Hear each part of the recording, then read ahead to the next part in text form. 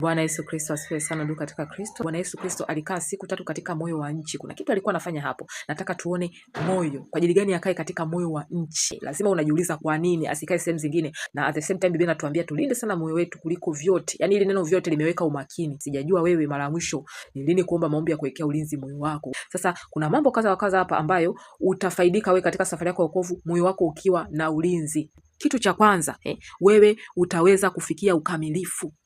Katika mioyo yetu ndipo upendo ulipo. Sasa upendo ndio kifungo cha ukamilifu. Inamaanisha ule upendo ambao umeminwa katika mioyo yetu unahitajika sasa ulindwe. Kwa sababu moyo wako una ulinzi, hata zile sifa zinatoka, yani moyo unakuwa wote umeminwa kwa Bwana. Haleluya. Kwa hiyo shetani anawinda huu moyo wako ili usifanye ibada kamili. Pointi ya 3, utakuwa na utii. Yani utii kupokea maagizo yote ya Roho Mtakatifu anayokupatia kwa sababu moyo wako tu una ulinzi. Biblia inatuambia aliye na akili moyoni mwake atapokea agizo. Sasa yamkini umepata maarifa kwamba kuna hiki kipengele cha akili, kuomba maombi ya ujazo wa akili katika moyo wako ni maombi muhimu sana. Haleluya. Sasa unaweza kuwa umefanikiwa kujazwa akili katika moyo wako kama yule Bezaleli mwana wa Uri. Mungu alimjaza Roho wa Mungu, hekima, akili ili aweze kufanya kazi mbalimbali, ambapo hii akili inamsaidia kuvumbua kazi za werevu. Haleluya. Kwa hiyo hata na wewe kama unajiona kwamba mbona mimi siwezi kufanya, nifanye kazi gani sasa? Wewe omba Mungu akujaze akili katika moyo wako. Hii ndio siri. Haleluya. Sasa Mungu anaweza akawa ameshakujaza hiyo akili moyoni. Inahitajika sasa ulinde huu moyo ili ile akili shetani asije akashambulia. Kuwa mtii.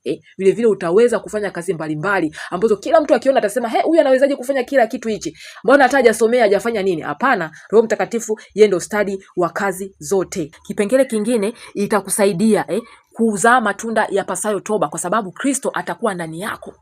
Yaani Kristo ndio neno linakuwa linalindwa, lile neno unalopokea. Yamkini umepokea ujumbe fulani, mafundisho fulani yanaendelea kukaa katika moyo wako, yanakuongoza sasa. Kwa hiyo utaweza hata kufanyia kazi. Kwa hiyo mwisho wa siku wale matunda ya Roho Mtakatifu yatajidhihirisha kwako. Kwa sababu gani? Umeulinda moyo wako. Point nyingine, utajibiwa maombi. Kuna watu wengi wanasema Mungu hanijibu, Mungu yupo kimya. Kwa sababu gani? Mioyo yao haina ulinzi, inawaza mapotofu. Vile vile utajiepusha na kupata anguko. Unasikia wengi wameanguka, wameacha wokovu, wamerudi nyuma, ni kwa sababu kulikuwa hakuna ulinzi katika mioyo yao. Vile vile unakuwa karibu na Mungu. Anasema heri wenye moyo safi watamwona Mungu. Vile vile itakusaidia kufanya maamuzi sahihi, inakusaidia kupata haki. Biblia inasema ukiamini moyoni mwako utapata haki. Utafuteni kwanza ufalme wa mbinguni na haki yake, na ndio maana inaitwa diria ya haki. Kwa hiyo shetani ndio maana anapambana na moyo wako ili usipate haki yake Mungu. Utaepuka kudanganywa. Biblia inasema moyo huwa na ugonjwa wa kufisha, vile vile ni mdanganyifu kuliko viungo vyote. Mtu anakuambia mimi nimesikia amani kufanya kitu fulani, lakini kumbe amedanganywa na moyo wake. Alishindwa kuwekea ulinzi moyo wake, ukamdanganya. Wengi wamedanganywa na mioyo yao, wapo kuzimu. Mungu akubariki sana kama umenielewa. Shalom shalom.